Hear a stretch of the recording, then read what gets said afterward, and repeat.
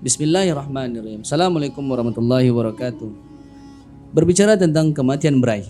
Hidup dan mati adalah ketentuan Allah Subhanahu wa taala. Setiap jiwa akan merasakan mati. Itulah kuasa Allah taala, coy.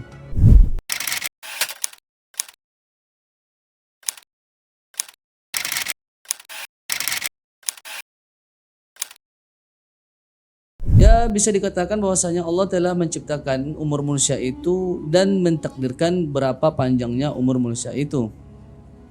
Nah, di sini Allah Subhanahu wa taala menuliskan di Lauhul Mahfuz, coy. Allah Subhanahu wa taala berfirman bahwasanya hak Allah untuk menghapus dan menetapkan apa yang Dia kehendaki dan menetapkan di sisinya terdapat umul kitab, yaitu Lauhul Mahfuz. Ini berdasarkan surat Ar-Ra'd ayat 39. Di sini kita akan membahas terkait dengan bagaimananya wafatnya Rasulullah SAW dan keajaiban apa yang terjadi dan musibah apa yang terjadi pada saat wafatnya Rasulullah SAW. Nah, kita telah mengetahui secara bersama Rasulullah SAW itu wafat pada 12 Rabiul Awal, coy. Ya, tahun 11 Hijriah. Ya, bisa dikatakan pada tahun 633 Masehi pada usianya yang 63 tahun. Ada beberapa pertanyaan, coy. Dengan keistimewaan Rasulullah ini, coy. Rasulullah diberi isyarat dengan dekatnya ajal beliau. Hal ini ditandai dengan dimulainya ketika Nabi Rasulullah SAW beritikaf di bulan Ramadan tahun 10 Hijriah. Sebelum datang wafatnya ini, coy. Pada kejadiannya itu, malaikat Jibril mengulang Al-Quran hingga 2 kali dalam tahun itu, coy, bersama dengan Rasulullah SAW. Ia juga berkata ketika ajal Rasulullah SAW sudah dekat, Rasul pun mengumpulkan kami di rumahnya. Aisyah radhiallahu anha berkata, coy, kemudian Rasulullah memandang kami sambil berlinang air matanya, lalu bersabda kepada kami, marhaban bikum. Semoga Allah memanjangkan umur kamu semua dan semoga Allah menyayangi dan menolong serta memberi petunjuk kepada kamu. Kemudian Rasulullah bersabda, tenanglah, semoga Allah mengampuni kamu semua. Apabila kamu semua telah memandikan dan mengafankan, maka letakkanlah aku di atas tempat tidurku di dalam rumahku ini, di tepi yang kuburku, dan kemudian keluarlah kamu semua dari sisiku. Maka yang pertama-tama mensalamkan aku adalah Jibril alaihissalam, kemudian malaikat Mikail, dan kemudian lagi adalah malaikat Israfil. Selanjutnya malaikat Israel beserta bala tentaranya. Kemudian masuklah kalian semua dengan sebaik-baiknya, dan hendaklah yang mulai salat adalah kaum lelaki dari pihak keluargaku, kemudian wanita-wanitanya, dan kemudian kalian semua. Ibnu Rajab mengatakan saat Rasulullah wafat, kaum muslimin ada yang mencengangkan hingga tak sadarkan diri, teman-teman. Ada pula yang tidak bisa berkata-kata, dan ada yang tidak mau lagi tinggal di Madinah. Ya, bisa kita katakan pada waktu itu adalah Bilal bin Rabah karena terpuruknya, karena bersedihnya Bilal pada waktu itu, teman-teman. Ada yang minta kepada Allah agar matanya dibutakan. Allah Subhanahu wa taala karena Dia hanya ingin orang yang terakhir ia lihat adalah Rasulullah SAW, karena ia hanya ingin orang yang terakhir ia lihat adalah Rasulullah SAW. Ia adalah sahabat Abdullah bin Zaid. Dan selanjutnya ada yang mengingkari kematian Rasulullah SAW seperti halnya sahabat Umar bin Khattab radhiallahu anhum. Aisyah radhiallahu anha menuturkan ketika Rasulullah SAW wafat, muncullah kemunafikan di berbagai wilayah. Sebagian orang Arab murtad. Kaum muslimin ketika itu laksana hujan di malam hari pada musim dingin karena kehilangan Nabi Rasulullah SAW, sampai Allah Azza wa Jalla menyatukan mereka dengan kekhalifahan Abu Bakar pada waktu itu, teman-teman. Kisah Rasulullah SAW sangat panjang, coy, untuk diceritakan. Mungkin kita batasi saja, coy, pembahasan ini tentang ada sesuatu hal keajaiban tentang air bekas memandikan jenazah Rasulullah tersebut hilang, coy. Dan ada sesuatu yang aneh yang terjadi pada air yang memandikan Rasulullah SAW ini.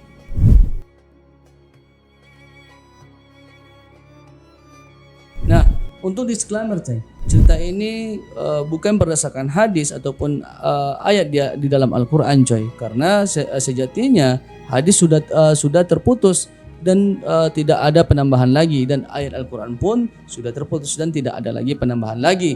Nah, hal ini diceritakan coy pada muktamar majelis pertama para ulama di seluruh dunia coy. Nah, muktamar ini adalah bentuk perkumpulan para ulama seluruh dunia ini berkumpul di satu tempat coy, di Mesir pada waktu itu. Ya, tentunya membahas kejadian-kejadian ataupun tentang keilmuan Islam, adapun gejolak konflik yang ada di dunia Islam, dan membahas tentang yang dianggap perlu pada muktamar ini. Nah, kejadiannya itu ada seorang sosok pemuda yang bernama Mutawatil Asy'arawi yang sekarang kita sebut dengan Syekh Mutawatil Asy'arawi. Ia memiliki pertanyaan yang cukup membingungkan semua halayak yang hadir pada waktu itu di sidang muktamar tersebut coy. Nah, kenapa demikian? Sebab pemuda ini, Syekh Mutawatil ini, belum ada orang yang hadir dalam majelis itu memiliki pertanyaan seperti beliau. Nah, bayangkan aja coy, seperti yang diketahui itu, muktamar ulama ini adalah perkumpulan ulama, tempat berkumpulnya ulama seluruh dunia. Nah, bisa-bisa ada seorang pemuda yang mengejutkan para ulama pada waktu itu dan membingungkan para ulama pada waktu itu. Ya, tentunya yang berkumpul itu bukan orang yang sembarangan, semuanya rata-rata orang yang saleh dan dekat kepada Allah Subhanahu wa taala. Nah, jika ditinjau jadi pembahasan yang dibahas oleh muktamar ini bukan pembahasan yang sekelas biasa ataupun kelas ringan saja, tapi ini pembahasannya itu adalah pembahasan yang sangat berat sekali coy. Pada waktu itu Syekh Mutawatil yang masih muda tiba-tiba bertanya di tengah para ulama dunia pada waktu itu. Ia bertanya seperti ini coy. Air mandi Rasulullah SAW ketika beliau wafat ada di mana? Pada waktu itu coy, sontak seluruh ulama dan majelis muktamar tersebut terdiam. Kenapa terdiam coy? Sebab mereka tidak ada yang tahu jawaban dari pertanyaan dari Syekh Mutawatil ini coy. Karena dalam catatan sejarah pun belum ada dituliskan ilmu ataupun kitab yang membahas mengenai hal ini coy. Karena saking bingungnya para ulama pada waktu itu, nah pemimpin muktamar sidang pada waktu itu coy meminta waktu hingga esok sehingga para ulama ini dapat mencari jawabannya. Setelah selesai dari majelis muktamar coy, pemimpin majelis yang juga seorang ulama yang saleh, yang alim juga coy, dan ahli ilmu menyadari bahwa pertanyaan Syekh Mutawatil ini tidak ada di dalam Al-Quran dan hadis dan kitab-kitab para ulama terdahulu.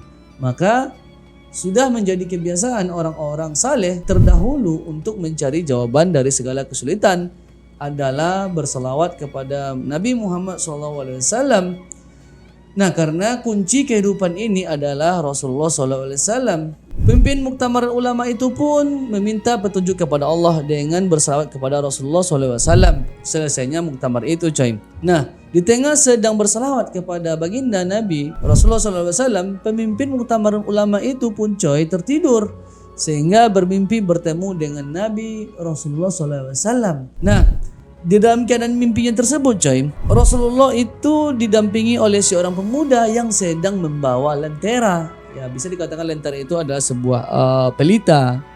Dalam mimpinya tersebut, sang pemimpin muktamar tersebut, ulama tersebut menanyakan langsung tentang persoalan yang sangat ia ingin ketahui tersebut, yakni kemanakah perginya air yang digunakan untuk memandikan jenazah Nabi Muhammad Rasulullah SAW ini. Ia berkata, "Ya Rasulullah, air mandi ketika Rasulullah dimandikan kemana perginya?" Maka pada waktu tersebut coy, Rasulullah SAW bersabda, mengatakan bahwa Allah Subhanahu wa taala memerintah matahari untuk menarik air mandiku ke awan. Kemudian awan itu diperintah menyebar ke seluruh dunia, ke seluruh penjuru dunia, dan setiap tetesan yang jatuh ke bagian dunia manapun pasti nantinya menjadi masjid. Nah, setelah mendapat jawaban dari mimpi tersebut coy, tibalah masanya keesokan harinya pemimpin majelis muktamar tersebut melanjutkan sidangnya coy. Ya, tentunya melanjutkan sidang muktamar tersebut dengan pembahasan-pembahasan yang lain, karena memang tujuan diadakan muktamar itu adalah untuk mengambil keputusan dari permasalahan yang menjadi topik pembahasan di dalam muktamar ini coy. Nah, permasalahan lainnya yang berkaitan dengan agama dan umat dan permasalahan-permasalahan yang lainnya. Namun anehnya Syekh Mutawatil muda pada waktu itu hadir, ketika itu hanya diam saja sampai sidang muktamar ulama itu selesai tanpa menanyakan kembali tentang jawaban yang dipertanyakan tersebut, coy. Padahal sehari sebelumnya sang pemimpin muktamar sudah berbahagia karena sudah mendapatkan jawaban yang dipertanyakan sehari sebelumnya tadi, coy. Dia sangat berbahagia sekali sang syekh ini bertemu dengan Rasulullah dan mendapat jawabannya tersebut.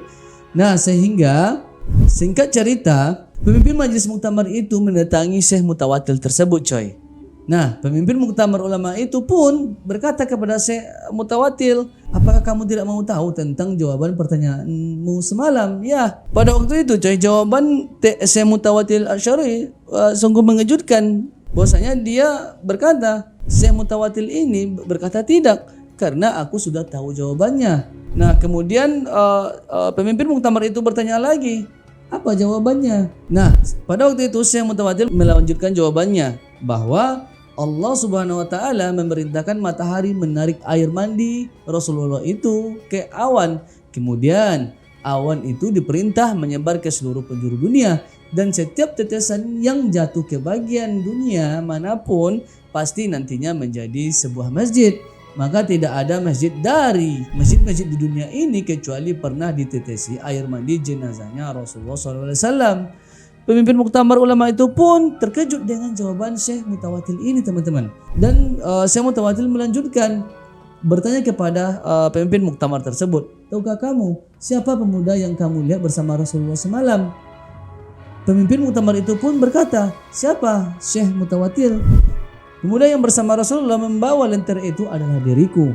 Syekh Mutawatil Asy'ari ini, teman-teman, ia adalah seorang wali Allah dan ulama besar yang tidak ada ulama yang tidak mengenal beliau dan mengakui tingginya makam beliau. Kisah ini adalah kisah yang masyhur di kalangan para ulama dunia. Semua ulama dunia pada waktu itu, coy, jika ditanyakan masalah ini pasti jawabannya sama dan kisahnya pun pas seperti yang disampaikan oleh Habib Husain Ba'agil. Nah, kesimpulannya, coy, dan perlu kita ketahui bahwasanya air mandi jenazah Rasulullah SAW semuanya diserap oleh matahari, kemudian diturunkan lagi sehingga akan menjadi tempat dibangunnya masjid. Tetapi ada sebagian lagi air mandinya jenazahnya Rasulullah SAW yang diminum oleh Sayyidina Ali, yaitu air mandi jenazah Rasulullah yang disiramkan ke bagian wajah dan matanya. Hal ini disampaikan oleh Habib Abdurrahman Balfaqih dan Habib Husain Tuban dalam majelis mereka. Habib Husain Tuban mengatakan sejak Sayyidina Ali meminum air mandi jenazah Rasulullah SAW di bagian mata Rasulullah tersebut, teman-teman, sejak itu Sayyidina Ali menjadi ahli ilmu dan dilelahkan oleh ilmu. Hal ini sesuai sabda Rasulullah SAW yang mengatakan, aku adalah kota ilmu dan Ali adalah pintunya. Maka barang siapa menginginkan ilmu hendaklah mendatanginya dari arah pintu. Hadis riwayat Tabrani. Nah, selanjutnya, teman-teman, dengan air apa jenazah Rasulullah SAW dimandikan? Apakah dengan air biasa pada umumnya? Jawabannya adalah tidak, karena Rasulullah SAW bersabda, jika aku wafat maka mandikanlah aku dengan 7 geriba dari air sumurku, yaitu sumur Gors. Riwayat Ibnu Majah. Terkait dengan pemandian jenazah Rasulullah SAW ini, teman-teman, ini sesungguhnya tidak ada dalam Al-Quran maupun hadis, karena kejadian itu setelah Rasulullah SAW wafat, dan artinya wahyu tidak ada turun lagi dan hadis tidak bertambah lagi. Namun walaupun wahyu sudah tidak ada, ilham dari Allah Subhanahu wa taala tetap ada, coy, masih ada dan paling dekat dengan orang-orang yang soleh. Nah, yang paling dekat untuk menerima ilham ini, coy, di antara umat Nabi Muhammad Rasulullah SAW adalah para wali dan para ulama serta orang-orang yang soleh yang dikehendaki Allah Subhanahu wa taala. Nah, demikian konten kita kali ini. Saya Harli Fardila, saya undur diri. Assalamualaikum warahmatullahi wabarakatuh.